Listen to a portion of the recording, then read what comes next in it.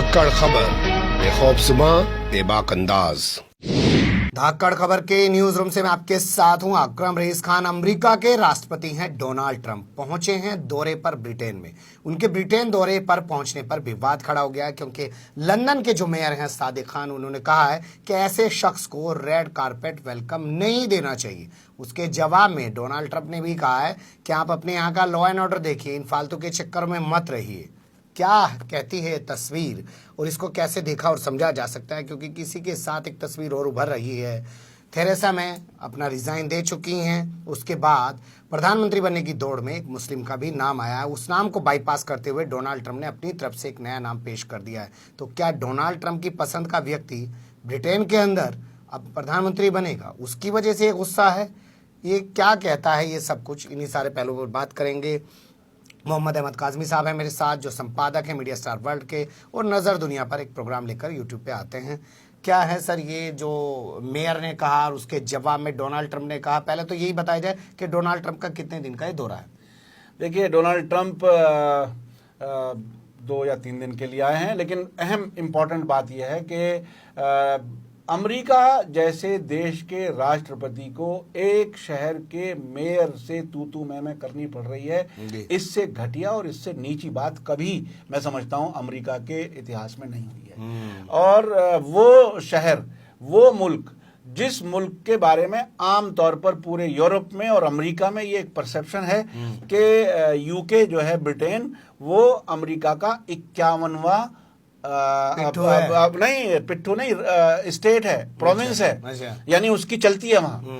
उस शहर लंदन जैसे शहर का मेयर उसको कह रहा है डोनाल्ड ट्रंप को कि उसको रेड कारपेट वेलकम नहीं दिया जाना चाहिए। खास बात इसमें यह है कि इस विजिट में कोई भी काम की बात होने वाली नहीं है। इसमें सिर्फ फॉर्मल किस्म की वो है, और जो वहां की वो है क्वीन है, सिर्फ उससे एक फॉर्मल टाइप की मुलाकात, और सरकार से कोई एग्रीमेंट नहीं, कोई नई चीज नहीं, कुछ बड़ा काम होने वाला नहीं है। मतलब हाय हेलो गोलगप्पे खाओ अपने घर जाओ नहीं। इसमें मुझे और इससे पीछे की बात नजर आ रही है जी। पिछले कई महीने में जिस तरह से डोनाल्ड ट्रंप तनहा हुए हैं, नेटो की समिट देखिए जो कनाडा में हुई थी अक्टूबर में, उसमें प्रोग्राम से लेट आए और प्रोग्राम से पहले भाग गए। लोगों ने फोटो तक नहीं खिंचवाई। लोगों तक ने फोटो तक नहीं खिंचवाई, बैठे हुए थे, बिल्कुल अजीब हालत थी। वहां के बाद वो गए सिंगापुर, जो नॉर्थ कोरिया के लीडर से मिलना था, वहां पर भी बिफोर टाइम वहां से भागना पड़ा। और पूरी दुनिया में एक तरह से वो अकेले पड़ रहे हैं। अब यूके में, जैसा कि हमारे यहाँ पिछले दिनों आपने पूछा था कि ये ईरान के मिनिस्टर क्यों आए हैं जबकि यहाँ सरकार बदलने वाली है, इलेक्शन हुए, तो बिल्कुल ऐसी ही हालत लंदन में है। थेरेसा मे रिजाइन कर चुकी हैं, नए प्राइम मिनिस्टर को आना है। ऐसे वक्त में उनकी विजिट की कोई मानी नहीं है। लेकिन वो अपनी तन्हाई खत्म करने के लिए आए हैं ताकि मीडिया में कुछ ना कुछ उनके बारे में आता रहे और लोगों को लगे कि भाई इनके संबंध हैं। ये बहुत बड़े देश के राष्ट्रपति हैं और इनकी बड़ी इज्जत होनी चाहिए, लेकिन वो इज्जत ना होके और बेइज्जती वहां पर हो गई। और वहां के मेयर जैसे छोटे आदमी ने, प्राइम मिनिस्टर से तो बहुत नीचे की चीज है, जी। उसने एक शहर का ही तो मेयर है, एक शहर का मेयर है, और उसके हाथ में कोई मुल्क की पॉलिसी नहीं है।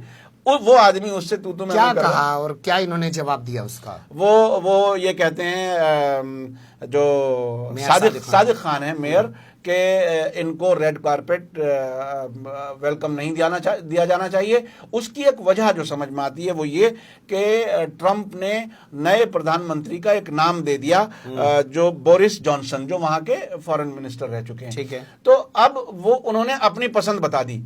यानी देखिए, कोई भी बाइज्जत गुलाम भी अगर होगा ना, तो वो भी ये चाहेगा कि बाहर मत कहना भाई मैं तुम्हारा गुलाम हूं। ये वहां खुल करके कह रहा है कि फला आदमी को प्राइम मिनिस्टर होना चाहिए। तो इससे उन्होंने बेइज्जती महसूस की कि साहब हम एक देश हैं और आप हमें इतना जलील करेंगे। तो उन्होंने भी जवाब में कह दिया कि रेड कारपेट इनको वेलकम नहीं दिया जाना चाहिए। उसके बाद जिसे दूबरदू कहते हैं वो हालत बनी, और उन्होंने भी ट्वीट लिख दिया हवाई जहाज से उतरने से पहले, लंदन में उतरने से पहले, कि साहब आप लंदन का क्राइम जो है वो कंट्रोल कीजिए, आपको इन चक्करों में पड़ने की जरूरत नहीं है। मतलब इतना स्तर आ गया है।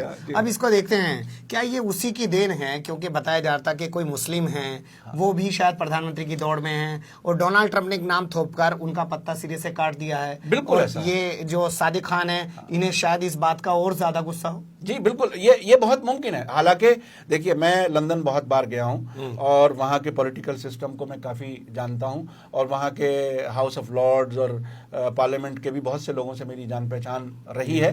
तो वहां आम तौर पर उस तरह से उस लेवल पर नफरत जाहिर नहीं होती। लेकिन अब एक जो वहां होम सेक्रेटरी अभी 2018 में बने थे, उनका नाम है साजिद जावेद, उनका नाम आ रहा था प्राइम मिनिस्टर के लिए और वो बहुत ही लायक किस्म के पॉलिटिशियन हैं। उनका नाम जाहिर है उनका खत्म करने के लिए ही बोरिस जॉनसन को उन्होंने अपनी पसंद बताया है। शायद उन्हें डर लगने लगा है कि शायद ब्रिटेन की पॉलिसीज भी कहीं ना कहीं मुस्लिम या प्रो मुस्लिम या प्रो पैलेस्टाइन या एंटी इजराइल ना बन पाए, इसलिए वो उन्होंने एक तरह से रोकने अपनी पहले से पहचान दे दी। अब आते हैं थोड़ा लंदन की तरफ। ब्रेक्जिट ये मामला पिछले 1.5-2 साल से पड़ा हुआ है पेंडिंग में। 2 साल पहले शायद कोई रेफरेंडम हुआ था जिसमें इसमें ब्रिटेन के लोगों ने कहा था कि वो यूरोपियन कंट्री के साथ, यूरोपियन यूनियन के साथ नहीं रहना चाहते। अब ये मामला चलते चलते यहाँ तक पहुंचा कि थेरेसा मे को इस्तीफा देना पड़ा। ये क्या कहानी है? देखिए, ब्रेक्सिट जो है वो 2 लफ्जों का एक लफ्ज बनाया। ब्रिटेन से BR लिया है, एग्जिट से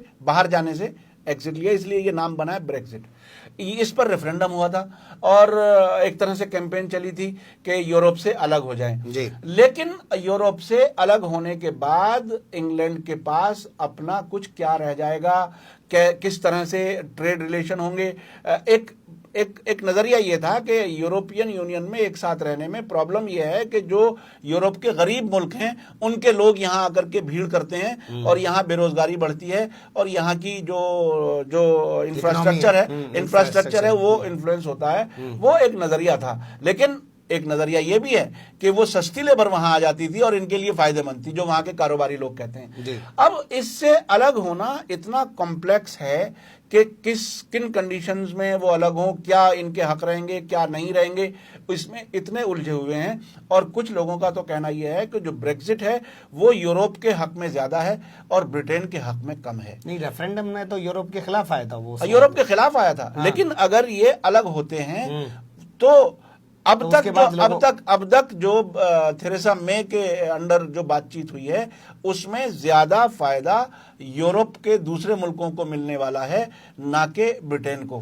तो ये थेरेसा मे क्या चाहती हैं? ये यूरोपियन यूनियन के साथ रहना चाहती हैं, क्या अलग होना चाहती हैं? थेरेसा मे का तो एजेंडा ये था कि वो अलग होने को पूरा करना चाहती थी, उस प्रोसेस जो रेफरेंडम हुआ था उसे पूरा करना चाहती थी। लेकिन वहां की पार्लियामेंट में इस बात पर सहमति नहीं है और बार बार उस पर डिबेट डिले हुआ है और ऐसा लग रहा है पार्लियामेंट में भी कि वो अब शायद उस तरह से अलग होना नहीं चाहते जैसे क्लियर कट रेफरेंडम में पब्लिक की तरफ से आया था।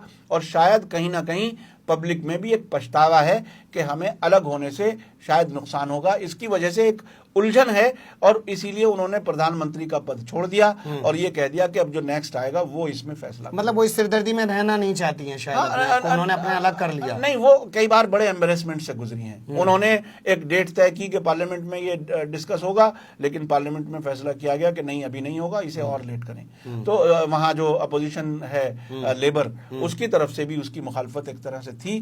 तो अब वो बता रहे हैं पहली बार कोई प्रधानमंत्री महिला बनी हुई थी ब्रिटेन की। नहीं, इससे पहले से इसे थैचर बन चुकी थी। मुझे याद है हमारे जर्नलिज्म की शुरुआत में थैचर प्राइम मिनिस्टर थी, काफी इंपॉर्टेंट थी। लेकिन मैं एक बात और कहना चाहता हूं जी, जहां कहीं भी ये एंटी फेमिनिज्म नहीं है मेरे अंदर, लेकिन एक ऑब्जर्वेशन है। ठीक है, जब कुछ मंत्रालयों में विमेन को बिठाया जाता है तो उसमें कहीं ना कहीं कोई और इन्फ्लुएंस करके फैसले कराना चाहता है। बहुत से देशों में मैंने देखा है, अमेरिका में कई फॉरेन सेक्रेटरीज बनी, उस जमाने में उनके कितने कमजोर फैसले थे, ब्रिटेन में और बहुत से देशों में। तो मुझे ऐसा लगता है कि कहीं से उनको इशारे थे, वो पूरा करना चाहती थी लेकिन वो नहीं कर पाई।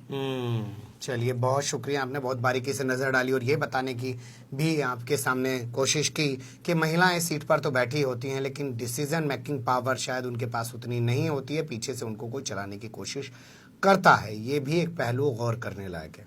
जो भी आपकी राय हो कमेंट्स के रूप में आप लोग अपनी राय दे सकते हैं, खबर को लाइक कर सकते हैं, चैनल को सब्सक्राइब कर सकते हैं, ज़्यादा से ज़्यादा हमारी खबरों को शेयर कर सकते हैं। फिर ऐसे ही किसी सुलगते हुए या उलझते मुद्दे लेकर हम आपके सामने होंगे हाजिर। फिलहाल अभी हमें दें इजाजत।